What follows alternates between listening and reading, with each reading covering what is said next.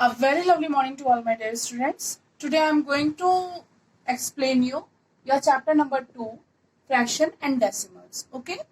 So in this chapter we will read about how the fraction and decimals are forming their numbers. Okay. तो जब हम fraction और decimals को पढ़ेंगे तो मैं आपको पहले ये बता देती हूँ कि फ्रैक्शन क्या आपने लास्ट टाइम भी 3 और 4th क्लास में फ्रैक्शन के बारे में पढ़ा है।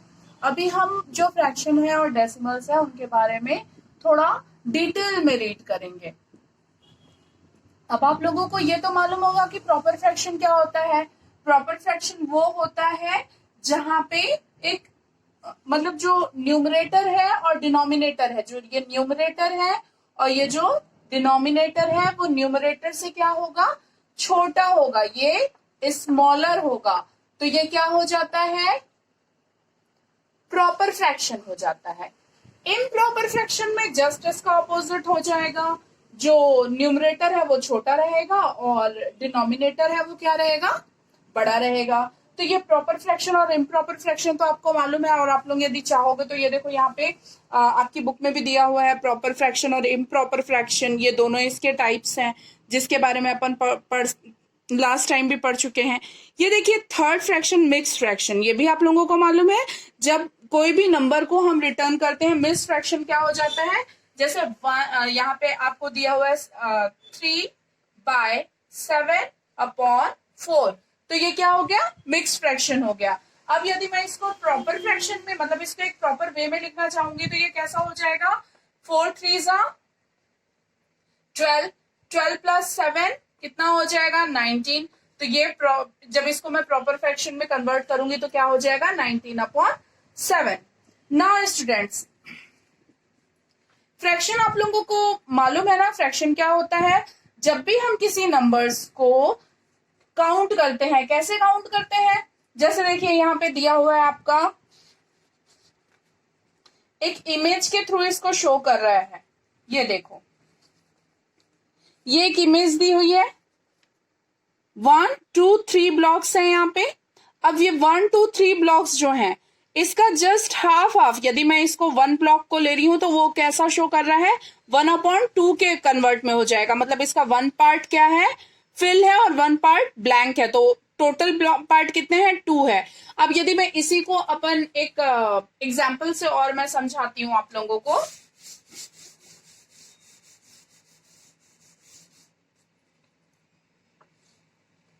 ये एक बॉक्स है, ठीक है, इस बॉक्स में मैंने ब्लॉक्स बनाए,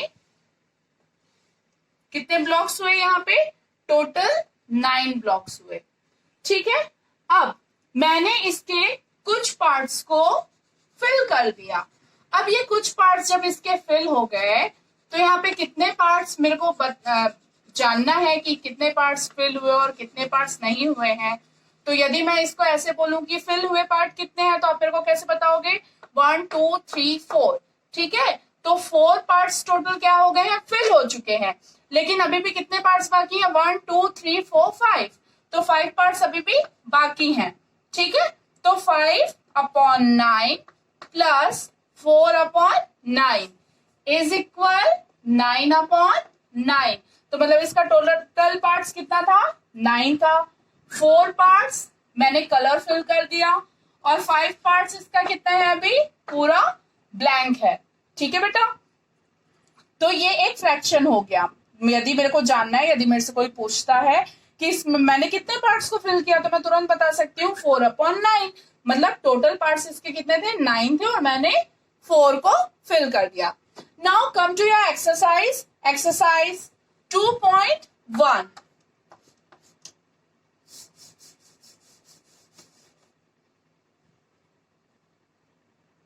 Here, exercise 2.1, your first question is given here. First, 2 - 3/5. अब इसको सॉल्व करते टाइम आप लोग एक चीज याद रखोगे, हम लोग फ्रैक्शन को क्या करेंगे, ऐसे ही सॉल्व नहीं करेंगे। इंटीजर्स में हमने पढ़ा था, जब कोई भी नंबर इसके अपॉन में 1 डिनोमिनेटर हमेशा रहता है, तो जब भी हम इसको माइनस या प्लस करते हैं फ्रैक्शन वाले नंबर को, तो हमको नीचे वाले डिनोमिनेटर को पहले क्या करना पड़ता है, इक्वल करना पड़ता है। जब ये इक्वल होगा तभी हम इसको प्लस या माइनस कर सकते हैं।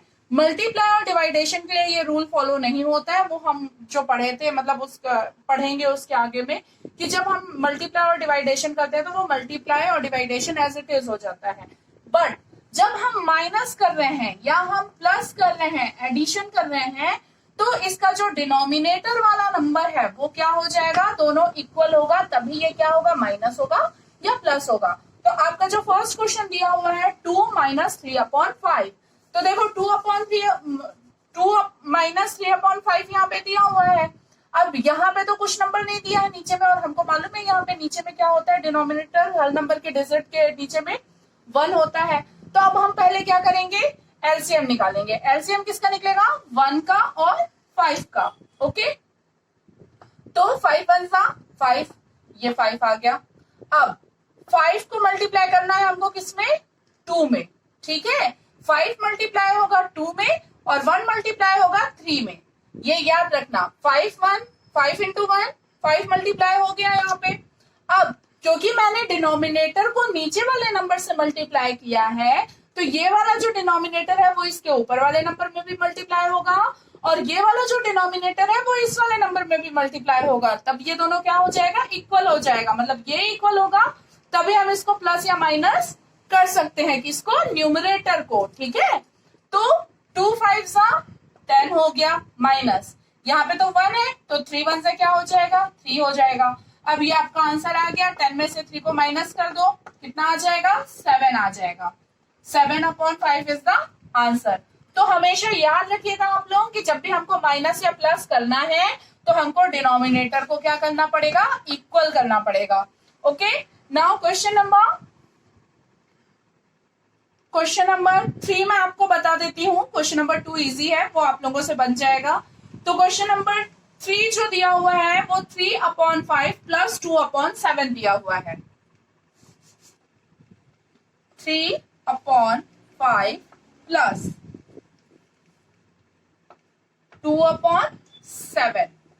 अब देखो यहाँ पे भी वही रूल होगा, 5 है और 7 है। यदि कोई डिनोमिनेटर ऐसा होता है, जैसे यहाँ पे यदि 8 रहता और यहाँ पे 6 रहता, तो हम इन दोनों का वो निकालते ना, एलसीएम। पर यहाँ पे जो है, जो नंबर्स डिनोमिनेटर के दिए हुए हैं वो एकदम चेंज है, तो हम इसका मिड का कोई भी नंबर नहीं निकाल सकते।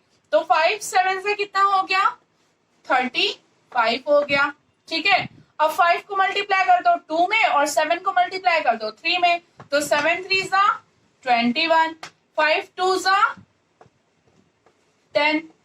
ठीक है, तो 21 plus 10 is equal 31/35, so that will be your answer. तो आपका इस क्वेश्चन का आंसर क्या होगा, 31/35। Now I am going to solve your question number 6 and 5। मैं आपको 5 और 6 क्वेश्चन सॉल्व करके बता रही हूँ, बाकी के क्वेश्चंस आप लोगों को खुद से सॉल्व करने हैं। ओके, तो 5th क्वेश्चन है,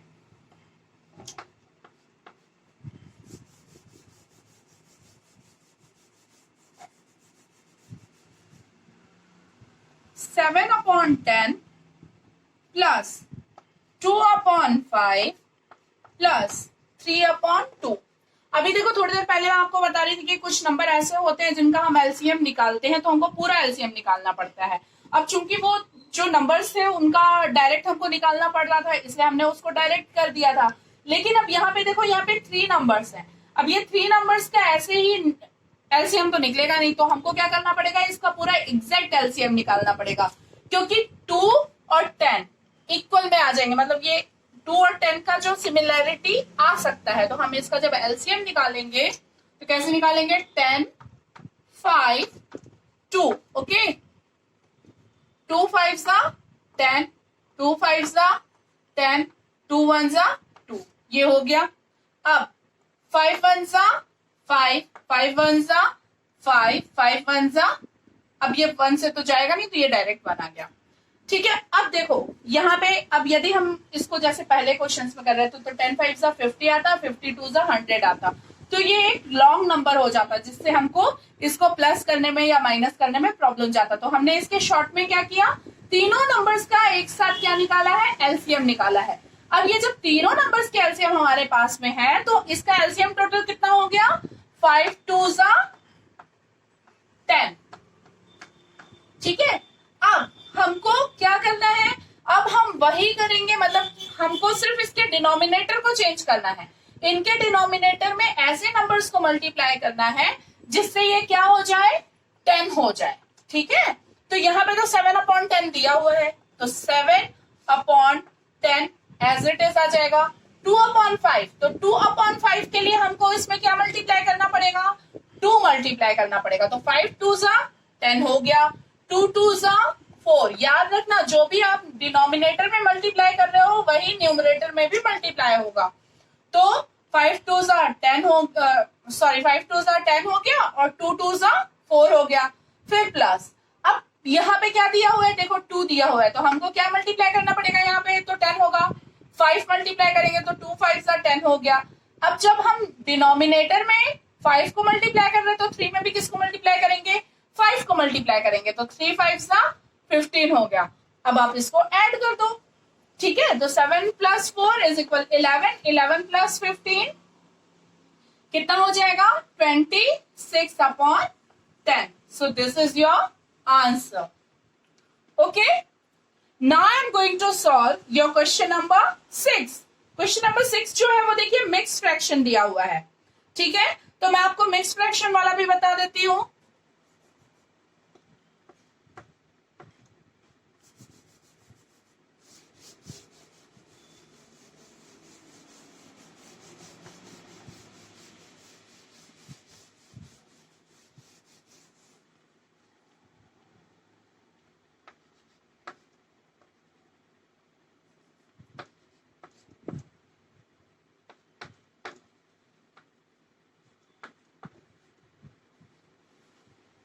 अब देखिए मिक्स फ्रैक्शन जो यहाँ पे दिया रहेगा, हम इसको सॉल्व करने से पहले क्या करेंगे, प्रॉपर फ्रैक्शन में चेंज करेंगे। अब ये प्रॉपर फ्रैक्शन में चेंज कैसे होगा, तो 3 2 6, 3 2 6, 6 + 2 8, 8/3 प्लस 3 2 6, 6 + 1 7/2। ओके, अब 3 2, अब हमको एक प्रॉपर फ्रैक्शन हमको मिल चुका है। अब प्रॉपर फ्रैक्शन को हमको क्या करना पड़ेगा, अब इसके डिनोमिनेटर को इक्वल करना है। तो डिनोमिनेटर इक्वल कैसे होगा, 3 2 6, 3 2 6 आ गया। अब क्योंकि अब इसमें 3 का मल्टीप्लाई कर रहे हैं और इसमें 2 का मल्टीप्लाई कर रहे हैं, तो ये दोनों के न्यूमरेटर में भी चेंज आ जाएगा। 18 2 16 प्लस 7 3 21, तो इसका आंसर आ जाएगा 37/6। सो दिस इज योर आंसर। ठीक है, अब देखो यहाँ पे एक जो सेकंड आपका क्वेश्चन दिया हुआ है, arrange the following in descending order. Descending order में चेंज करने के लिए हमको क्या करना पड़ेगा, तो मैं आपका फर्स्ट वाला जो क्वेश्चन है ये आपका होमवर्क रहेगा। सेकंड वाला जो क्वेश्चन है इसको मैं आपको सॉल्व करके बता रही हूं। 1/5, 3/7, 7/10। ठीक है, अब जब हम इसका डिसेंडिंग ऑर्डर में चेंज करना है, तो डिसेंडिंग ऑर्डर में चेंज करने से पहले हमको इसको क्या करना पड़ेगा, इसका जो डिनोमिनेटर है उसको इक्वल करना पड़ेगा। याद रखिएगा, डिसेंडिंग ऑर्डर में चेंज करना हो, असेंडिंग ऑर्डर में चेंज करना हो, प्लस करना हो, माइनस करना हो, इन सब में क्या हो जाएगा, जो डिनोमिनेटर है वो क्या हो जाएगा, इक्वल हो जाएगा। तो 5 7 10। अब निकाल लेती हूं मैं इसका एलसीएम, 5 7 10। ओके, अब 5 और 7 तो मैं डायरेक्ट 5 ले लेती हूँ। 5 1 5, 7 नहीं जाएगा, 5 2 10, 7 1 7 2, 2 1 1 1। ओके, अब जब मैं इसको मल्टीप्लाई करूंगी तो 5 × 7 × 2, 7 5 35, 35 2 70। इसका मतलब ये है कि हमको डिनोमिनेटर को क्या करना है, सबके 70 में कन्वर्ट करना है। और याद रखिएगा, जब हम डिनोमिनेटर को चेंज करेंगे तो उसका न्यूमरेटर भी ऑटोमेटिकली चेंज हो जाएगा। तो 5 में मल्टीप्लाई करने के लिए हमको क्या करना पड़ेगा, 70 करने के लिए, ये तो 70 हो गया, मैंने नीचे ले आया 75 में से मल्टीप्लाई करके। अब मैं किसको मल्टीप्लाई करूंगी यहाँ पे, 14 को, ठीक है। 14 5 से होता है ना 70, 5 से डिवाइड कर लो, यदि नहीं बनेगा तो आप 5 से इसको डिवाइड करके देख लो कितना आता है, तो वो 14 ही आएगा। 14 अपॉन 70 3 अपॉन 7 है, तो मतलब ये 70, तो ये 70 आ गया नीचे। मतलब मैं ऊपर में किसको मल्टीप्लाई करूंगी, 10 को, तो 3 इंटू 10 इज इक्वल 30। 7 अपॉन 10, तो मतलब यहाँ पे मैं किसको मल्टीप्लाई करूंगी, 10 तो ऑटोमेटिकली है, 70 करने के लिए मेरे को उसको 77 का मल्टीप्लाई करना पड़ेगा। 7 7 जा 49। अब आपको डिसेंडिंग ऑर्डर में इसको चेंज करना है, तो आप लोग अब इजिली कर सकते हो। देखो 49 upon 70, 49 upon 70, next 30 upon 70, then 14 upon 70. Okay, so students, this is your today's work. Now I hope you all will understand. यदि आप लोगों को कोई भी डाउट आता है इससे रिलेटेड तो आप लोग मुझे बता सकते हो। आप लोगों को इसके बाद जो मैजिक स्क्वायर वाला है आप लोग उसको ट्राई कीजिएगा, यदि नहीं बनेगा तो वो बताइएगा। So students, have a nice day and